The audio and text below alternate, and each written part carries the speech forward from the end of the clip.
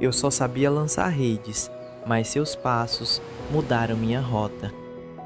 Eu cobrava impostos, mas seguindo seus passos, descobri o que realmente tem valor. Depois de encontrá-lo, meu caminho nunca mais foi o mesmo. Eu disse que não caminhava com ele, mas ele continuou me chamando de volta. E quando completou sua jornada, ele nos deixou um caminho para seguir. Uma missão: viver o caminho que aprendemos e conduzir outros por ele. Em Jerusalém, na Judéia, em Samaria e até os confins da terra. O caminho que ele iniciou agora avança através de nós.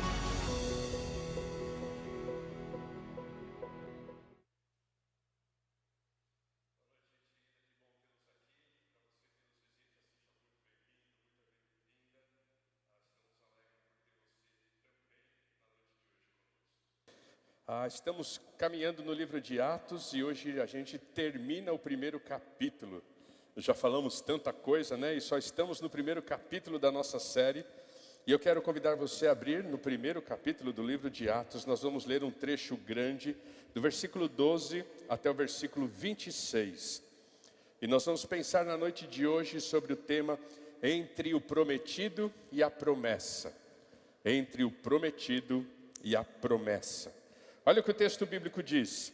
Então os apóstolos voltaram do Monte das Oliveiras para Jerusalém. A distância até a cidade é de cerca de 1 quilômetro, que era a distância que poderiam percorrer num dia de sábado. Quando entraram na cidade, subiram para o cenáculo onde se reuniam Pedro, João, Tiago, André, Filipe, Tomé, Bartolomeu, Mateus, Tiago, filho de Alfeu, Simão, o Zelote e Judas, filho de Tiago. Todos estes perseveravam unânimes em oração com as mulheres, com Maria, mãe de Jesus, e com os irmãos dele. Naqueles dias, Pedro se levantou no meio dos irmãos, que formavam um grupo de mais ou menos 120 pessoas. Ou seja, era o número mínimo que a lei judaica exigia para a constituição de uma nova comunidade, ou para a constituição, de uma reunião, para uma nova comunidade. Se a gente pensar nos dias de hoje, não poderia se organizar uma igreja com menos de 120 pessoas, é mais ou menos isso. E o texto bíblico diz: irmãos, era necessário que se cumprisse a escritura que o Espírito Santo predisse pela boca de Davi, a respeito de Judas, que foi o guia daqueles que prenderam Jesus. Ele era um dos nossos e teve parte neste ministério. Ora, este homem adquiriu um campo com o preço da iniquidade, e caindo de cabeça, rompeu-se pelo meio, e todos os seus intestinos se derramaram. Dramática, né, essa cena. Isto chegou ao conhecimento de todos os moradores de Jerusalém, de maneira que em sua própria língua esse campo era chamado Acéldama, isto é, campo de sangue. E Pedro continuou, porque está escrito no livro dos Salmos. Ele vai trazer um texto lá do Salmo 69, versículo 25. Fique deserta a sua morada, e não haja quem nele habite. E depois ele vai trazer um salmo, o 8, do Salmo 109. E que outro tome o seu encargo. Portanto, baseado nesses versículos, Pedro chega a uma conclusão. Portanto, é necessário que, dos homens que nos acompanharam todo o tempo em que o Senhor Jesus andou entre nós, começando no batismo de João, até o dia em que foi tirado do nosso meio e levado às alturas, um destes se torne testemunha conosco de sua ressurreição. Lembra-se que eu falei de manhã? Testemunha, no versículo 8, tem a ver com a ressurreição de Jesus. Então propuseram dois, José, chamado Barsabás, também conhecido como Justo, e Matias. E orando disseram: Tu, Senhor, que conheces o coração de todos, revela-nos qual dos dois escolheste para preencher a vaga neste ministério e apostolado, do qual Judas se desviou, indo para o seu próprio lugar. Depois fizeram um sorteio, um hábito muito comum no Antigo Testamento. Lembre-se, aqui o Espírito Santo ainda não tinha sido derramado sobre toda a carne. E eles ainda estavam vivendo com práticas que muitas vezes estavam atreladas ao Antigo Testamento.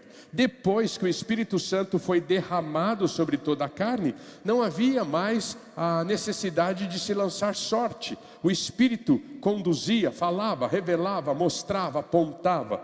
E aqui quando a gente olha então para esse texto, depois fizeram um sorteio, lançaram sortes. Talvez eles estivessem se referindo àquela prática do Antigo Testamento, onde o sacerdote, na sua roupa sacerdotal, carregava no peito, talvez fossem 2 pedras, que chamavam-se Urim e Tumim.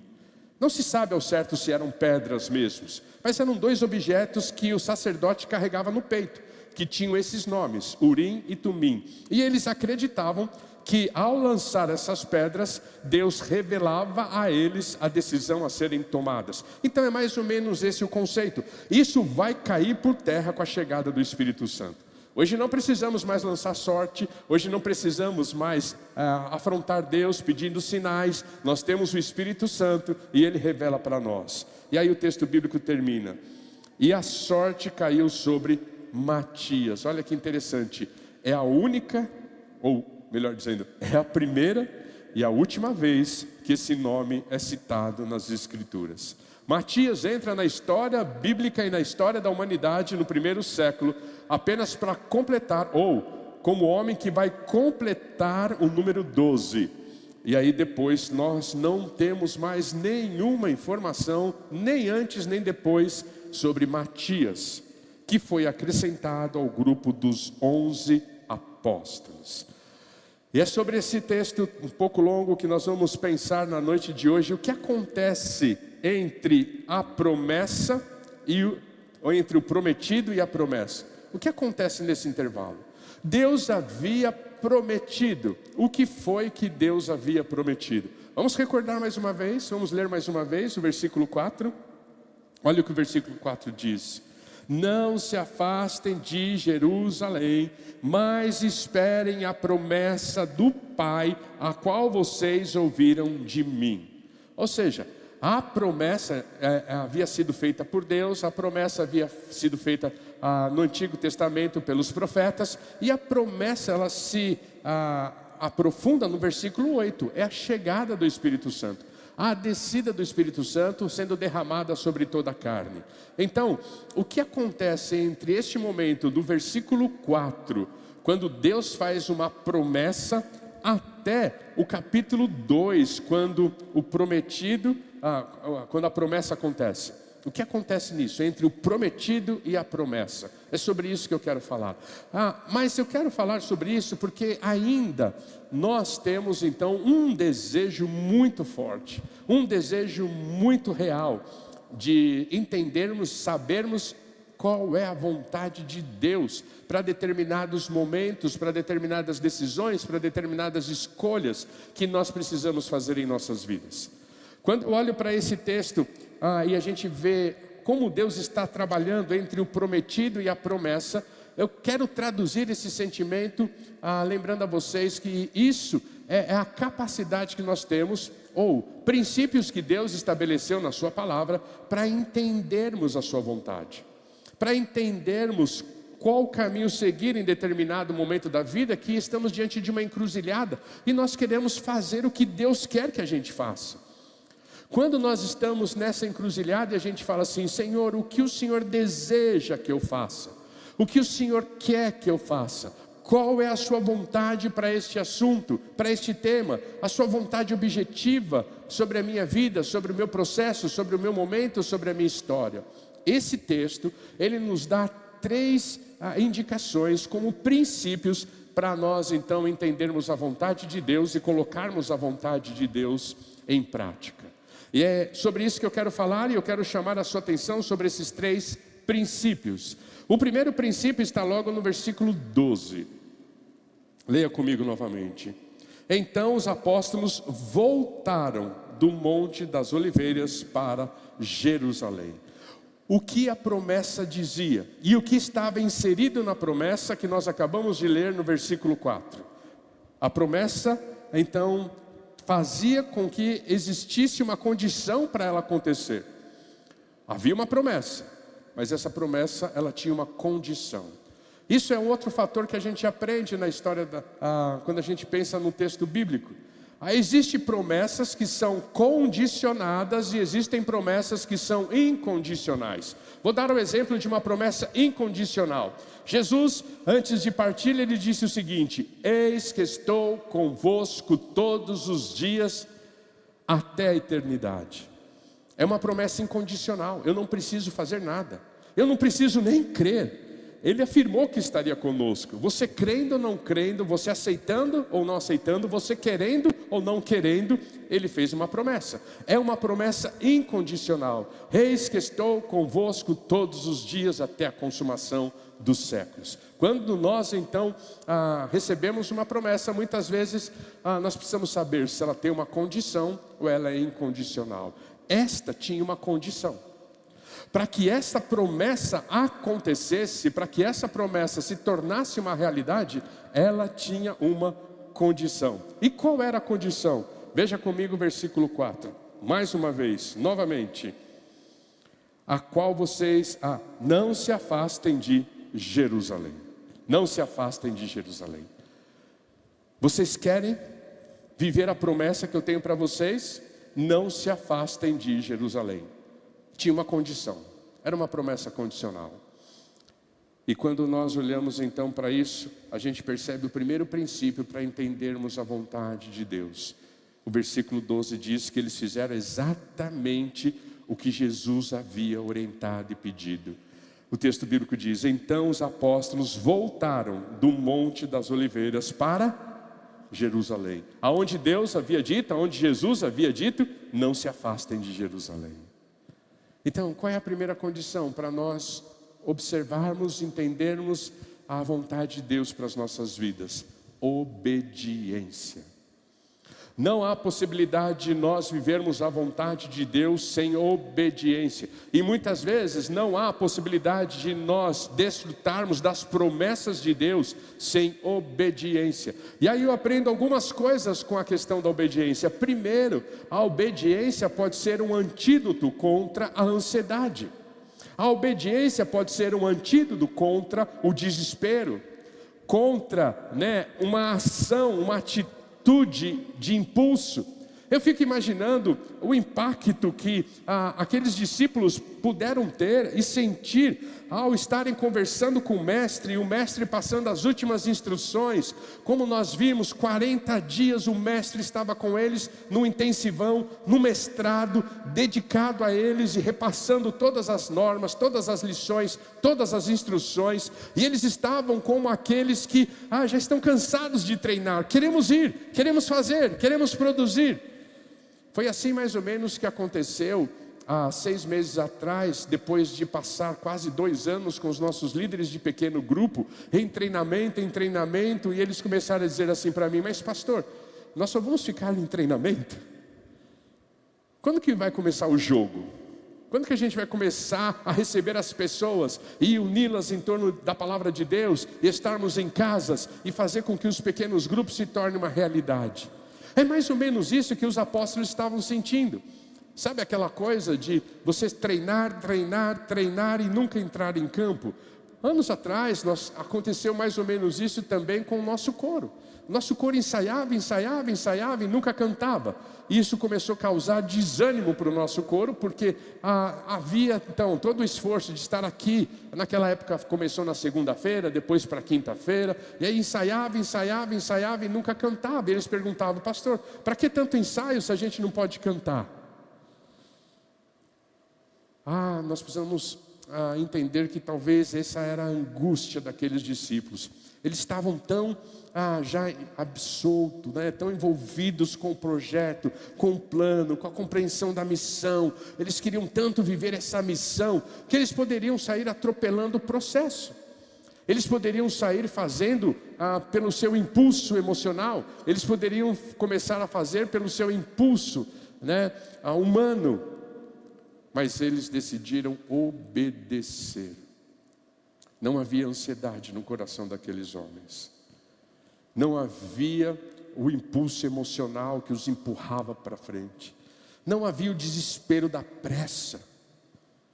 Quantas vezes nós jogamos projetos pelo ralo por causa de pressa, por causa de querer acelerar processos, e a gente se desgasta, e a gente se machuca, e a gente às vezes machuca, e a gente mete o pé pelas mãos. Eles estavam tranquilos, porque eles tinham clareza da recomendação que lhes fora dada: permaneçam em Jerusalém. Então eu aprendo, a primeira lição que eu aprendo sobre a obediência, primeira lição que eu aprendo, se eu quiser entender a vontade de Deus, é que eu preciso obedecer. E me livrar de todo e qualquer tipo de ansiedade. E me livrar de todo e qualquer tipo de impulso emocional. E me livrar de todo e qualquer tipo de ação, né, emocional que contraria aquele momento, talvez apressando e acelerando um processo que não seja necessário acelerar e apressar. Segunda lição que eu aprendo sobre obediência é que ela só muda de rota quando eu recebo uma nova direção. O que eu quero dizer com isso? Muitas vezes você está angustiado porque aparentemente as coisas não estão acontecendo. Muitas vezes você está angustiado porque aparentemente você não tem visto o mover de Deus. Muitas vezes você está angustiado porque você está orando e nada tem acontecido. Você está orando e nada tem se tornado novo. Você está orando e aparentemente você parece parado. Quando nós falamos sobre obediência, e eu tenho aprendido isso no ministério pastoral, é que nós só devemos nos mover se nós recebermos uma orientação diferente daquela que já temos. Então, o que é obediência para mim?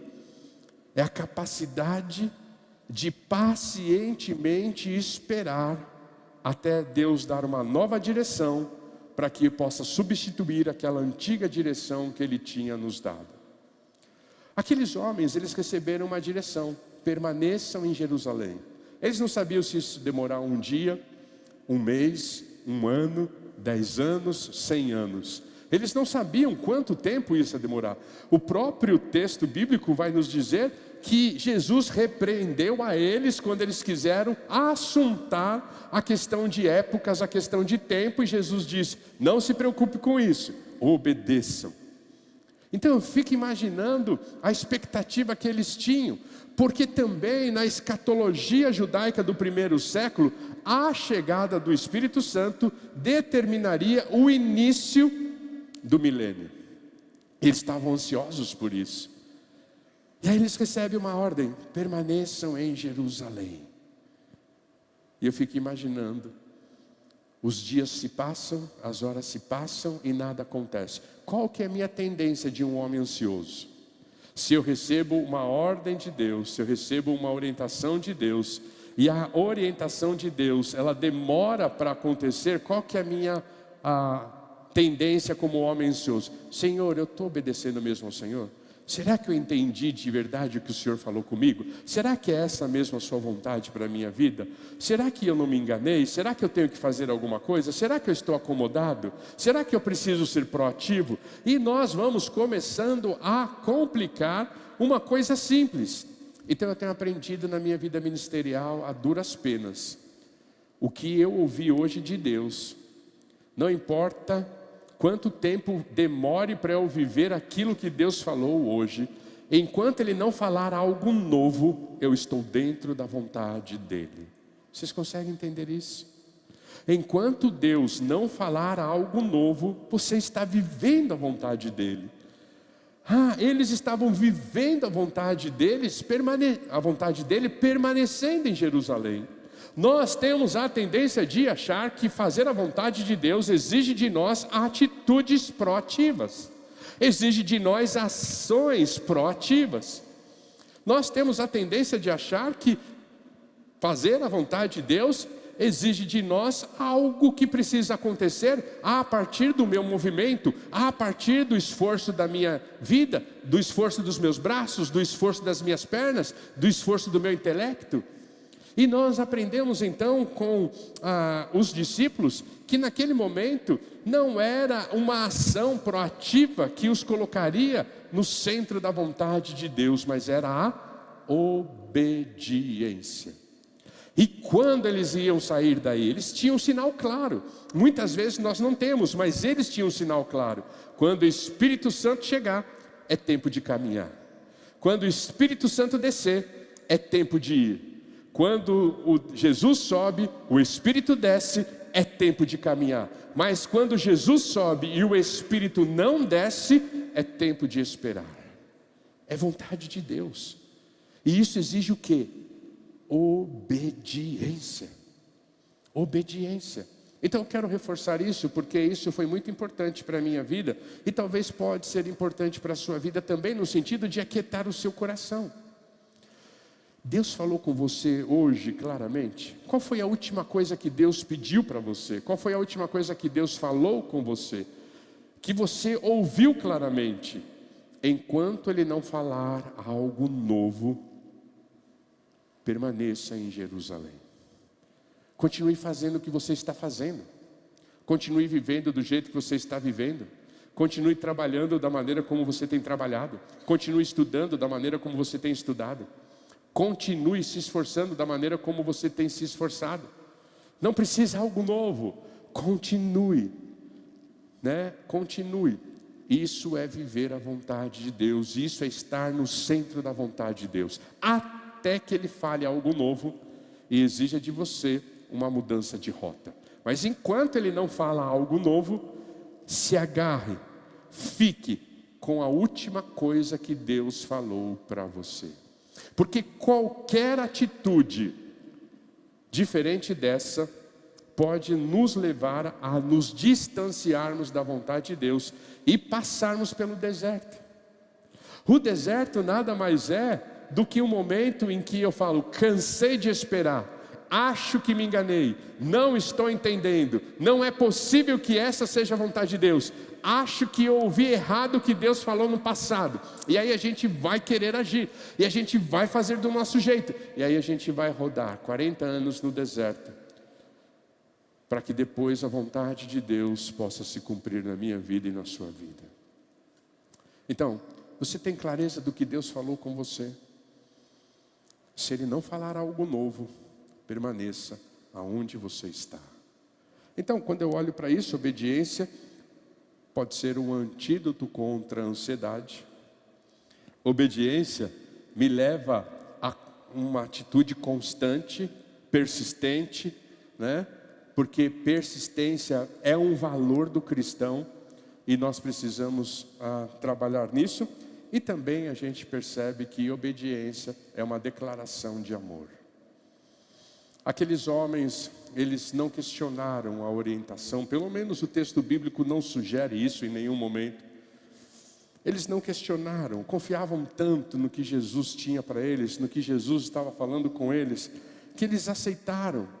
E num gesto de amor, eles obedeceram. Eles fizeram o que Jesus tinha pedido.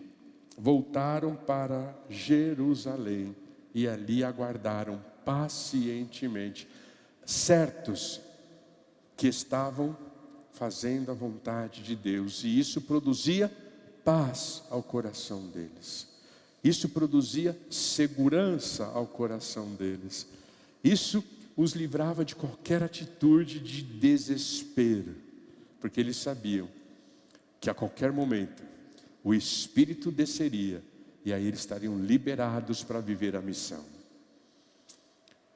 Você tem tido a coragem de obedecer o que Deus tem falado com você?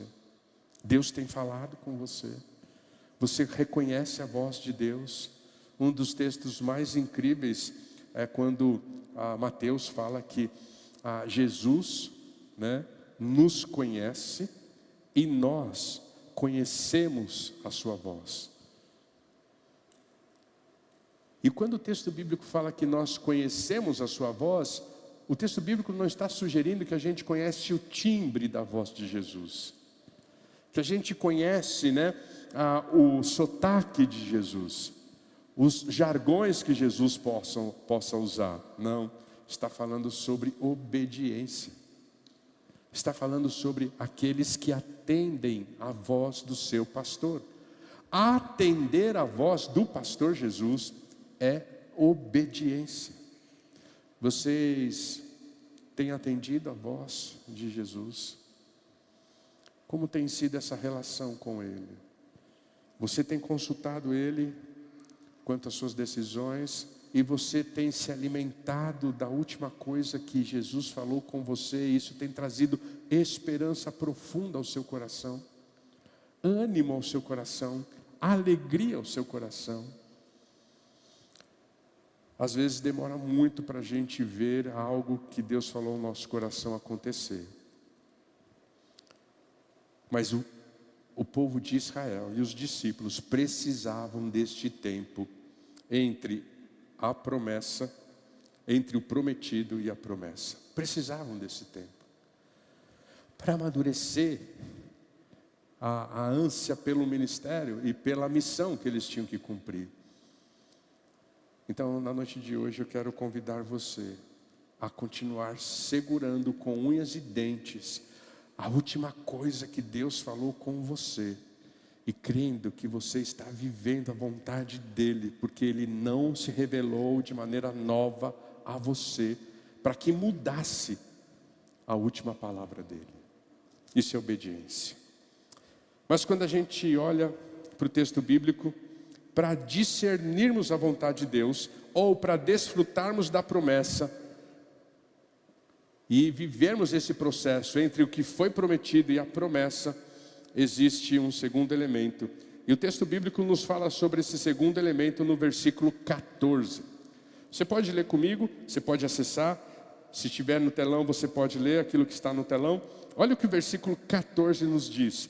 Todos estes perseveravam unânimes em oração, com as mulheres, com Maria, mãe de Jesus, e com os irmãos dele. A oração é um caminho para nós discernirmos a vontade de Deus. Eu gosto muito, de algumas canções que o Inova canta, e que talvez você que já viveu muito tempo dentro de igreja, passou pela estrutura do ministério infantil, você também já deve ter cantado, e um princípio que você deve ter aprendido. E é exatamente o que vai acontecer com os discípulos. Leia a Bíblia e faça oração se quiser crescer. Leia a Bíblia e faça oração se quiser crescer. E é exatamente isso que está acontecendo com os discípulos, enquanto eles esperam a promessa. Depois de eles terem ouvido o que havia sido prometido a eles, eles estão lendo a Bíblia e fazendo oração. Mas antes de falarmos sobre a oração no livro de Atos, eu queria fazer um destaque sobre Maria. Há uma curiosidade incrível nesse texto, nesse versículo sobre Maria. Olha o que o texto bíblico diz. Todos estavam perseverando unânimes em oração com as mulheres. E por que Lucas faz questão de destacar Maria, mãe de Jesus, nesse momento da história de Atos? Por que Lucas faz questão? No seu primeiro tratado, o seu primeiro livro escrito, que é o Evangelho de Lucas, na genealogia de Jesus, Maria tem um destaque que as outras genealogias não trazem. Maria tem um protagonismo que as outras genealogias dos evangelhos não trazem. Mas Lucas faz um destaque para Maria no seu evangelho, no livro de Lucas, e fala sobre Maria na genealogia. Não fala sobre José e dá um destaque a Maria. Como se Lucas estivesse dizendo assim: Maria esteve no início do ministério de Jesus. Maria esteve no nascimento da missão de Jesus. E agora Maria vai estar no início do nascimento da missão da igreja. E depois desse texto, a Bíblia não fala mais sobre Maria. Lucas está apresentando Maria como uma discípula de Jesus, em pé de igualdade com Pedro, João, Tiago, André, Felipe, Tomé, Bartolomeu. Lucas está dizendo assim: Maria tem pé de igualdade com eles, porque Maria esteve lá no início, no nascedouro, no Gênesis do ministério de Jesus, e agora Maria vai estar no Gênesis do ministério da igreja, e assim, com honra, Lucas fecha o ciclo da história de Maria. Talvez num Dia Internacional da Mulher até caberia uma mensagem só sobre isso. O papel da mulher no ministério de Jesus. E e Pedro vai dizer as condições para que alguém possa ser considerado apóstolo. E talvez Maria cumprisse todas essas condições. Mas o fato é que Lucas faz questão de abrir o seu evangelho com Maria e abrir o início da história da igreja com Maria, fechando o ciclo dela na história da redenção e na história do primeiro século. Depois desses parênteses, o texto bíblico diz então que eles estavam unânimes e perseverando em oração. Duas qualidades que exige daquele que quer fazer a vontade de Deus, exige daquele que está buscando a vontade de Deus: perseverança. Perseverança é muito mais do que teimosia. Perseverança é convicção. Perseverança é clareza de propósito. Perseverança é clareza daquilo que Deus colocou no coração. Eu tenho assistido muito nesses dias a história dos nascedouros das grandes empresas. Tem alguns canais no YouTube que contam, por exemplo, ontem eu assisti a história do nascimento da Adidas e da Puma. Dois irmãos que brigaram, e um fundou a Adidas e outro fundou a Puma. E eles moram na mesma cidade, e um rio corta essa cidade. Do lado esquerdo do rio, a Puma. Do lado direito do rio, a Adidas. E a cidade inteira foi dividida por esses dois irmãos que brigaram e que se separaram, e que agora eram grandes concorrentes. E a parte da esquerda do rio usava só tênis da Puma, e a parte direita do rio usava só tênis da Adidas. E o prefeito usava um pé Puma e um pé Adidas, para demonstrar parcialidade. E em todas essas histórias que a gente vê, como nasceu a Puma, a Adidas, como nasceu, por exemplo, a Sadia, no interior de Santa Catarina, com Atílio Fontana, um homem pobre, simples, que foi para uma cidade do interior de Santa Catarina que não tinha água, não tinha luz, não tinha estrutura nenhuma. E ele começa a Sadia assim. Sabe o que havia neles? Perseverança.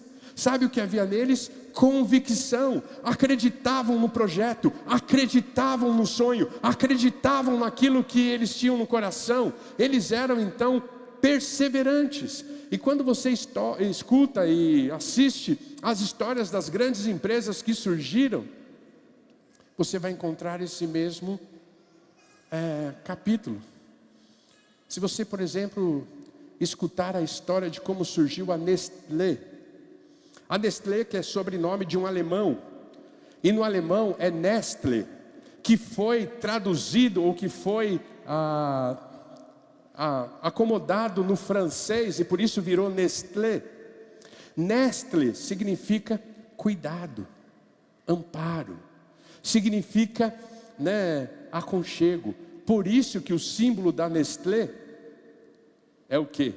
É um ninho com uma mãe alimentando um filho, um passarinho alimentando outro passarinho, porque é o que traduz o sobrenome daquele alemão que um dia sonhou em alimentar crianças que não podiam mais tomar leite porque o leite azedava rapidamente. E o primeiro produto que a Nestlé vai lançar por um farmacêutico alemão chamado Nestlé foi o leite em pó, foi a farinha láctea. Obsessão, tinha direção, era persistente. E hoje a Nestlé é o que é Nestlé. Mas era um persistente, havia persistência. E quando nós olhamos então, aqueles homens, eles perseveravam. Não era aquela oração forçada, não era aquela oração de 5 minutos, não era aquela oração de uma vez por semana, não era aquela oração de uma vez por mês. eles estavam ali perseverando. A ideia é que todos os dias, em todo o tempo, eles estavam orando. E eles tinham uma razão. Eles estavam, por isso, unânimes. Eles tinham um foco. E qual era o foco? Senhor, manda logo o Espírito Santo para que a gente possa sair em missão.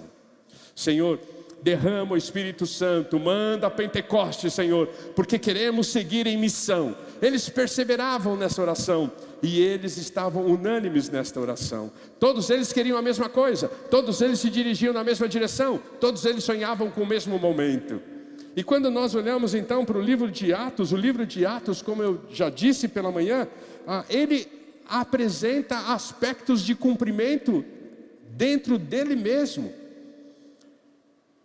E quase todo o capítulo de Atos tem uma menção sobre a vida de oração. Vamos ver alguns exemplos? Você tem paciência comigo? Você vai ser perseverante agora comigo? Vamos juntos ser perseverantes e unânimes em descobrir o mistério do livro de Atos. Olha, por exemplo, o capítulo 4 de Atos, versículos 23 a 31. Capítulo 4 de Atos, versículos 23 a 31. A igreja estava em oração.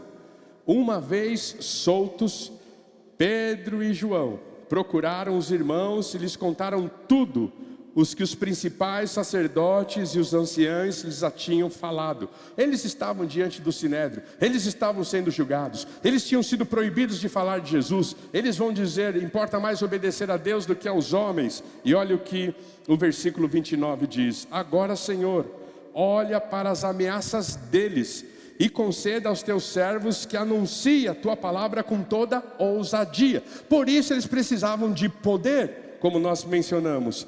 Enquanto estendes a tua mão para fazer curas, sinais e prodígios por meio do nome do teu santo servo Jesus, tendo eles orado, tremeu o lugar onde estavam reunidos.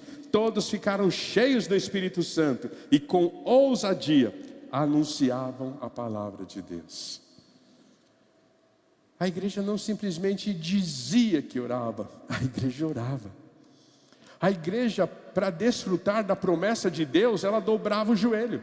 A igreja, para desfrutar da promessa de Deus, ela se reunia. Ela passava horas e horas orando. Veja o capítulo 7, versículos 55 a 56.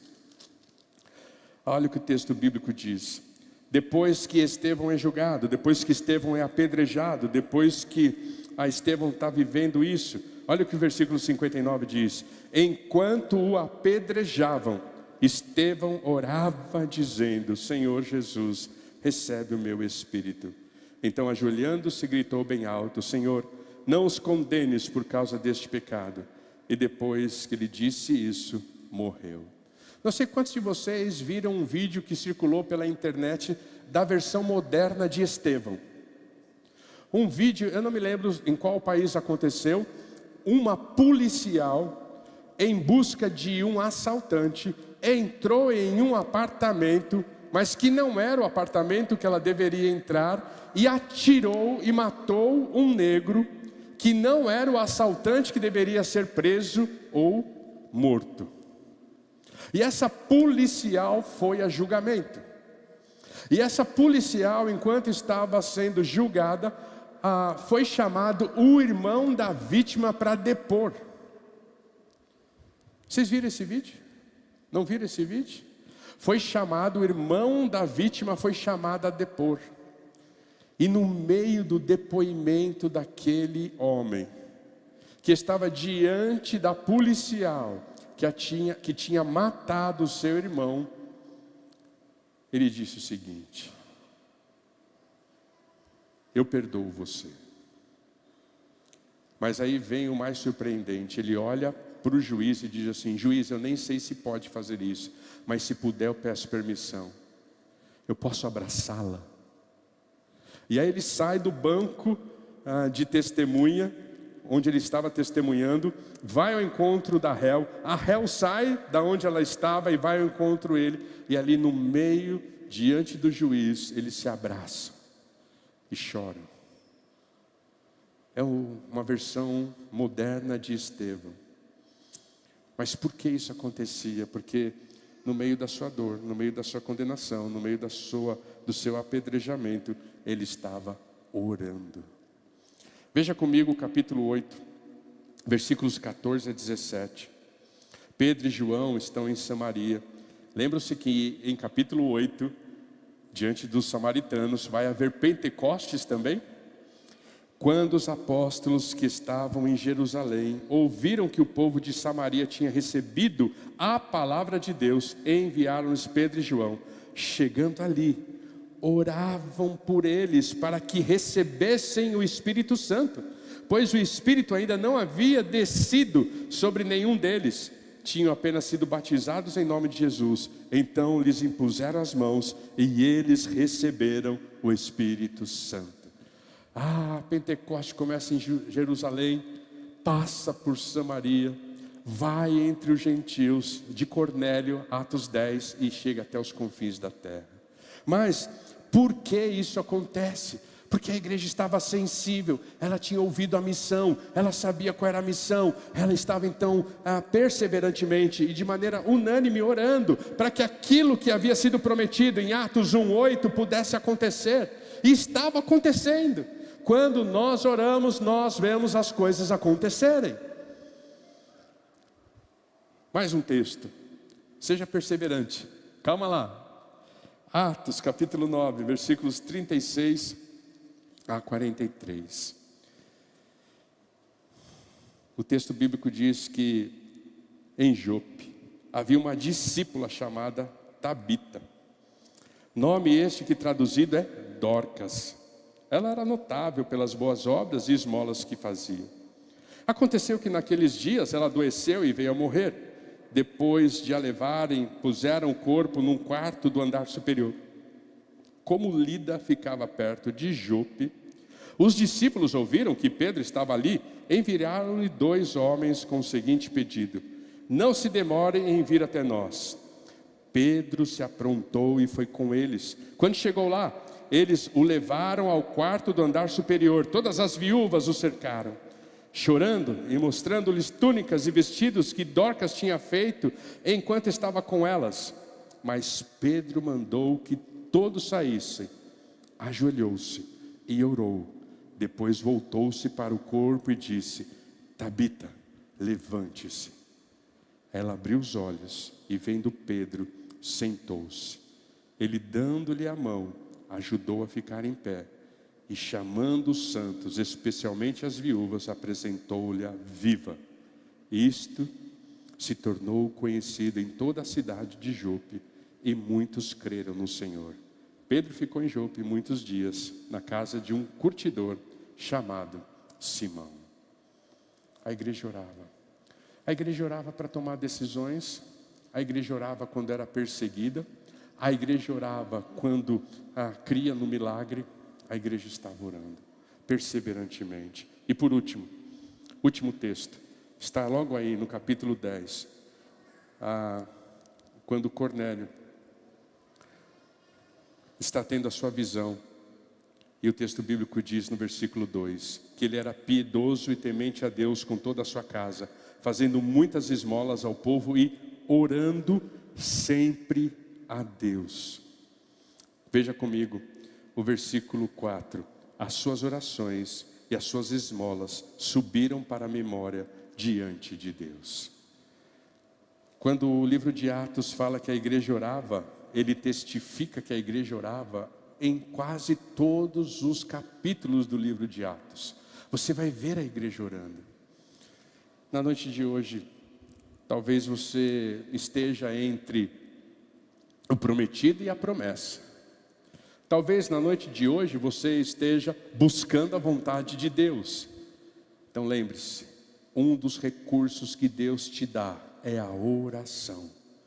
É a oração que descortina os nossos olhos. É a oração que nos conecta ao Espírito do Eterno. É a oração que obstrui os nossos ouvidos para ouvir o que Deus tem a dizer. É a oração que formata o nosso coração. É a oração que coloca no nosso coração o desejo que Deus tem para nós.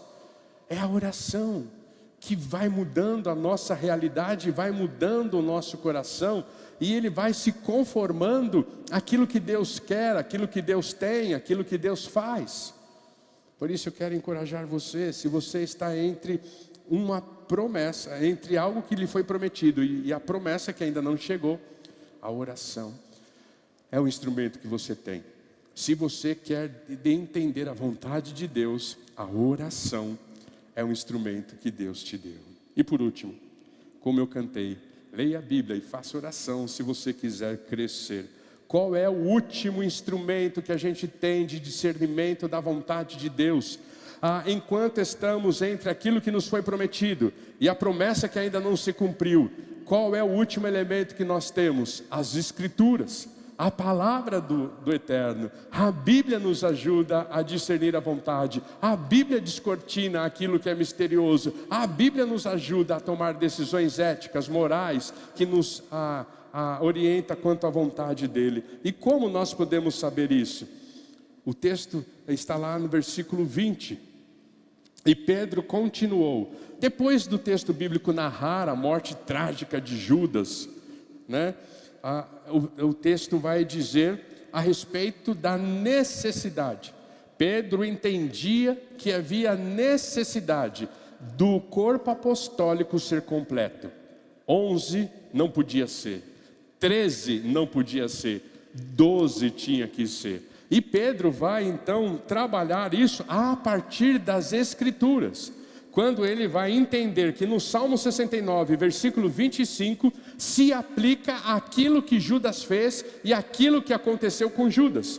Fique deserta a sua morada, e não haja quem nela habite. E aí se completa com o Salmo 109, 8. Que outro nome tome o seu encargo. Agora, por que Pedro tinha tanta consciência de que o corpo apostólico precisava necessariamente ter 12 pessoas? Primeiro, porque foi Jesus que assim constituiu o corpo apostólico. Jesus não constituiu o corpo apostólico com 10, com 9, com 8, com 13, com 14, foi com 12. E agora o número 12 é importante, porque o número 12 nos remonta às tribos de Israel. E ali com os 12 estavam surgindo um novo povo de Deus. O 12 nos recorda uma promessa que havia sido feita em Lucas capítulo 22, versículo 30, que os apóstolos, o novo Israel, julgaria antigo Israel. Você pode ler comigo Lucas 22, versículo 30?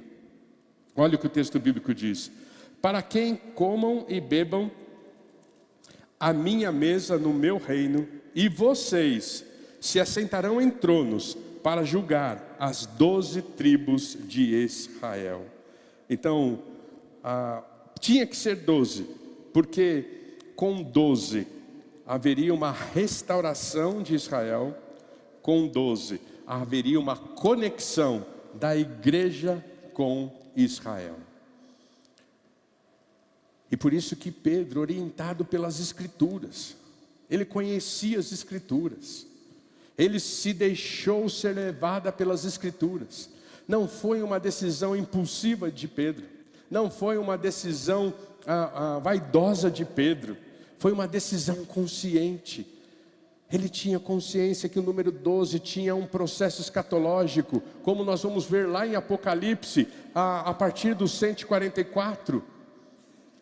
Assim como nós vimos as tribos de Israel no Antigo Testamento, assim como nós vimos Jesus dizendo que eles julgariam, então Israel seria reconstituído a partir dos 12. Haveria uma conexão entre a igreja e os 12, entre Israel e os 12. E Pedro tinha isso em mente. Jesus diz que se nós conhecêssemos as Escrituras, nós erraríamos menos. Nós pecamos por não conhecermos as Escrituras. Se você quer discernir a vontade de Deus para a sua vida, se debruce nas Escrituras. Ela quer revelar. Ela continua sendo, como o Salmo 119 diz, lâmpada para os meus pés. Ela continua iluminando os meus caminhos. Ela continua apontando direção. ela continua impedindo que eu tome decisões que contrariem a vontade de Deus. E quando eu olho para isso, eu percebo, puxa, agora eu entendo mais um fator de tantos que já foram ditos aqui, porque os discípulos precisavam ficar em Jerusalém, porque eles precisavam ser restaurados, porque eles precisavam ser tratados, porque eles precisavam aprimorar a sua vida de oração, porque eles precisavam colocar em prática as Escrituras, porque eles precisavam exercitar a obediência. Assim como Jesus só foi à cruz porque ele exercitou a obediência. Lá no texto de Hebreus, o texto bíblico diz que Jesus foi obediente aos seus pais. E agora ele pôde ser obediente ao Pai Celestial. E cumprir com o propósito de Deus sobre a sua vida. Porque ele aprendeu, o texto de Hebreus diz, porque ele aprendeu a obediência com seus irmãos. Na noite de hoje, talvez você esteja entre o prometido e a promessa, e aparentemente nada acontece. Então entenda, que eles precisavam ficar em Jerusalém, para serem reagrupados, restaurados, transformados, aprimorados, para viver a missão. Talvez seja esse o seu tempo de espera. Talvez você esteja entre o prometido e a promessa, porque Deus está restaurando, curando, reagrupando, te fortalecendo para viver a missão, para viver a promessa. Por meio de setembro e outubro de todo ano, eu começo a orar e pedir direção para o ano seguinte. Quando chega em setembro, eu começo a orar e pedir direção para o ano seguinte, como Ele quer que eu guie a igreja no ano seguinte. Então, em setembro de 2025, eu comecei a sondar o coração de Deus. Deus, para onde o Senhor quer nos levar em 2026? O que o Senhor quer da nossa igreja? O que o Senhor quer de mim como líder dessa igreja? E aí Ele começou a soprar. Fernando, é tempo de espelhar, é tempo de espalhar. É tempo de espelhar Jesus, é tempo de espalhar a sua luz. E eu ficava com aquilo e orando, Senhor, mas como nós vamos fazer isso? Eu acho que eu não sei fazer isso. E aí Ele foi construindo. E aí apareceu um desejo ardente de estudar o livro de Atos. E aí os próprios líderes de células que estavam sendo treinados começaram a me impulsionar. Está na hora de jogar, pastor, está na hora de jogar. E eu via tudo isso como Deus trabalhando na minha vida e confirmando que era tempo de espelhar e espalhar. Que era tempo de se tornar de fato um bote salva-vida e sairmos do comodismo de um barco de cruzeiro.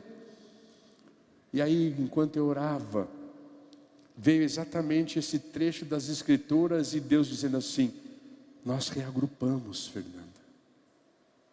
Nós reagrupamos a igreja. Nós curamos aqueles que tinham que ser curados e eu era um deles. Nós curamos. Nós reagrupamos. Nós fortalecemos. Agora é hora de ir. Como se Jesus estivesse dizendo, é como se o Espírito estivesse descendo de novo sobre a igreja. É como se Pentecostes estivesse acontecendo novamente, depois de 20 séculos. E Ele estava dizendo, é hora de ir, Fernanda. É hora de ir. Porque é isso que eu sinto sobre nossa família de fé. Fomos reagrupados. Fomos curados. Fomos restaurados. O tempo entre o prometido e a promessa está chegando ao fim. Agora é tempo de tomar posse da promessa. E é com esse sentimento que eu quero convidar você a tomar decisões na noite de hoje. Você tem sido obediente ao Pai? Qual foi a última vez que você ouviu o coração de Deus? Você sabe o que Ele tem pedido para você? Se não apareceu nenhuma palavra nova, fique com a última palavra até Ele falar algo novo para você. Todas as vezes que eu quis me movimentar e eu me movimentei, negando a última palavra, eu me lasquei. Poderia até contar algumas experiências para vocês, como mudanças de ministério. Talvez eu antecipei algo que Deus não quisesse. E eu tenho dito para Deus e lá em casa: enquanto a igreja disser sim para mim, eu vou ficar com a última palavra. Vou ficar com a última palavra. Até o dia que Deus falar diferente. Mas enquanto Ele não falar diferente, eu vou ficar na última palavra. Mesmo que às vezes se pague um alto preço por isso, mas eu vou ficar com a última palavra. Como tem sido a sua vida de oração, igreja? Qual foi a última vez que você orou 1 hora por dia? Tem um livro interessantíssimo, eu quero convidar você a comprar e a ler. 1 hora apenas. Fala sobre vida de oração. Qual foi a última vez que você passou 1 hora orando do seu dia, todos os dias? A gente tem muita pressa no momento de oração. Como que nós vamos discernir a vontade de Deus e receber a promessa, se não existe vida de oração? E você tem sondado a palavra de Deus, você tem estudado ela com seriedade, você tem tentado ouvir Deus falar por meio da sua palavra, discernindo as Escrituras e conhecendo as Escrituras. Como tem sido a sua vida de leitura bíblica? Eu não sei qual é a área que você quer aperfeiçoar nesta semana e durante este mês, mas eu quero convidar você a escolher uma. Às vezes Deus fala conosco de uma maneira tão pessoal que a gente fala assim: não, Pai, tá bom, eu vou obedecer, eu vou fazer tudo agora de uma vez, eu vou obedecer, custe o que custar, eu vou orar, eu vou ler a sua palavra. E daqui a pouco fica como uma promessa de regime, daqui a pouco fica como uma promessa de um idioma que a gente quer aprender, daqui a pouco fica como uma promessa de que eu vou começar a atividade física e a gente nunca começa. Deus não quer isso de você. Escolha uma. Qual a área que você precisa crescer? É obediência? Trabalhe isso. É a vida de oração? Se dedique a ela. É a leitura bíblica com qualidade, onde Deus pede para você todos os dias algo que possa ser realizado? Se dedique à leitura bíblica. E quando você for ler a leitura bíblica, você faça 2 perguntas para o texto bíblico. 2 perguntas só. O que esse texto me ensina sobre Deus? O que esse texto está falando que ele revela algo sobre Deus? E o que esse texto está pedindo que eu faça hoje? Se você, ao ler o texto bíblico, encontrar essas 2 respostas, muita coisa vai mudar na sua vida. E você vai ter um discernimento do seu momento. Porque aprender sobre Deus e colocar em prática o que Ele está pedindo é que transforma as nossas vidas e nos tira dessa posição entre o que foi prometido e a promessa, nos livrando da ansiedade, nos livrando do medo, nos livrando da insegurança.